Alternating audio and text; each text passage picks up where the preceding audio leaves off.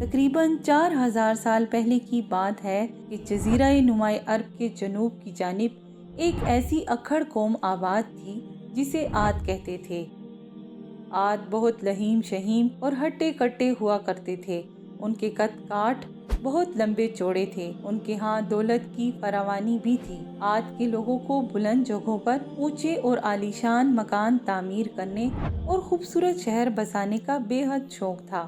ان کی زندگی میں نمود و نمائش اور عیش و عشرت کو بہت نمایاں حیثیت حاصل ہو چکی تھی۔ عاد اللہ تعالیٰ کو بالکل بھول چکے تھے۔ طرح طرح کے بتوں کی پوجا ان کا شعار بن چکا تھا۔ نیک اعمال انہیں قطعی ناپسند تھے۔ دولت کی ہوس اور ظاہری وقار ان کے اعصاب پر بری طرح سوار ہو چکے تھے۔ اپنے ارد گرد بسنے والے غریب اور ناتواں لوگوں کو عاد بہت تنگ کیا کرتے تھے۔ جب عاد کے کسی رئیس کی کسی چھوٹے شخص سے عداوت ہو جاتی تو وہ اسے گھسیٹ کر اپنے گھر لے جاتا اور چھت سے نیچے دھکا دے کر مار ڈالتا۔ اللہ تعالیٰ نے سرکش عاد کی اصلاح کے لیے حضرت ہود علیہ السلام کو نبی بنا کر بھیجا۔ آپ نے اس علاقے میں تقریباً 50 برس تک وعظ و تبلیغ کی۔ آپ نے عاد کے اکھڑ لوگوں کے اخلاق و اطوار سدھارنے کی بہت کوشش کی، مگر ان کی یہ تمام کوششیں بے سود ثابت ہوئیں اور انہیں کوئی کامیابی نصیب نہ ہوئی۔ عاد کی سرکش آبادی کے بگڑے ہوئے انداز زندگی میں ذرا بھر بھی تبدیلی واقع نہ آ سکی۔ چند نیک سیرت لوگ حضرت ہود علیہ السلام پر ایمان تو لے آئے تھے، مگر ان کی تعداد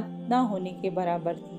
یہ نیک لوگ بے حد مفلس اور کمزور افراد تھے۔ اس جاہل معاشرے میں انہیں کوئی مقام حاصل نہ تھا۔ ان غریبوں کے سر پر عاد کے مغرور امیروں کا خوف ہر وقت مسلط رہتا تھا، جس کے نتیجے کے طور پر وہ بیچارے حضرت ہود علیہ السلام کی کھل کر اطاعت بھی نہ کر سکتے تھے۔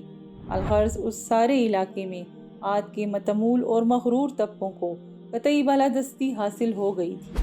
حضرت ہود علیہ السلام عاد کے جاہلوں کو ان سرکش لوگوں کے تاریخی قصے سنایا کرتے تھے جو ان سے پہلے فنا ہو چکے تھے، مگر ان مغرور لوگوں پر اس سے کوئی اچھا اثر نہ پڑا۔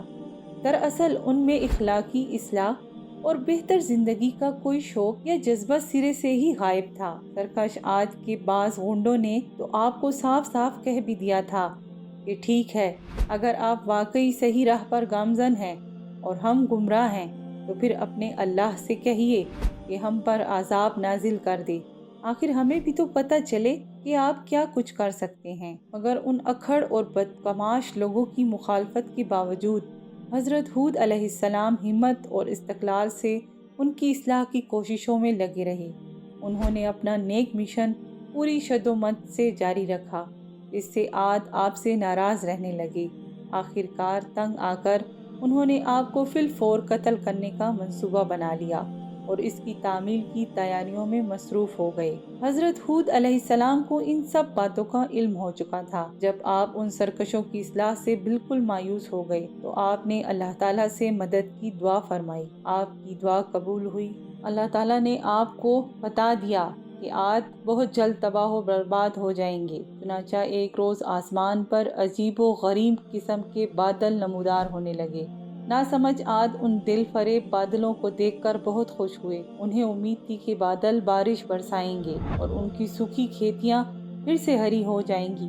انہوں نے متوقع بارش کی خوشی میں جشن منانے شروع کر دیے۔ ادھر اللہ تعالیٰ نے حضرت ہود علیہ السلام کو حکم دیا کہ وہ اپنے ساتھیوں سمیت اس علاقے کو فوراً چھوڑ دیں۔ حضرت ہود علیہ السلام نے اللہ کے حکم کی تعمیل کی اور اپنے نیک ساتھیوں کو لے کر دور نکل گئی۔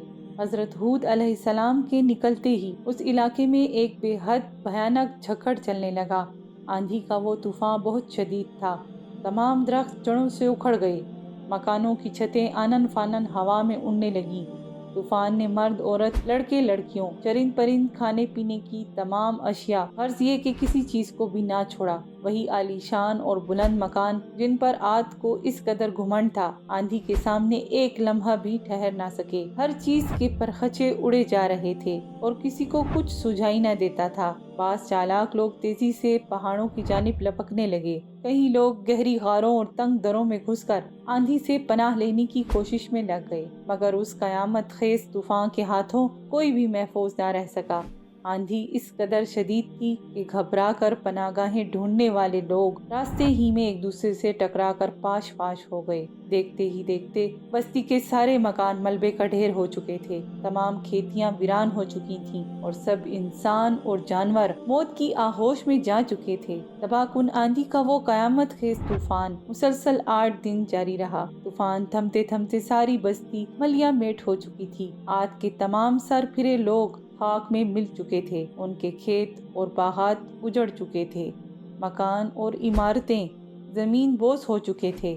تباہی اور بربادی اس قدر مکمل تھی کہ ان پر نوحہ کرنے کے لیے بھی کوئی شخص زندہ نہ بچا تھا، صرف حضرت ہود علیہ السلام اور ان کے صالح ساتھی جو بر وقت وہاں سے نکل کر محفوظ مقام کی جانب روانہ ہو گئے تھے، اس خوفناک آندھی کی زد سے بچ گئے تھے۔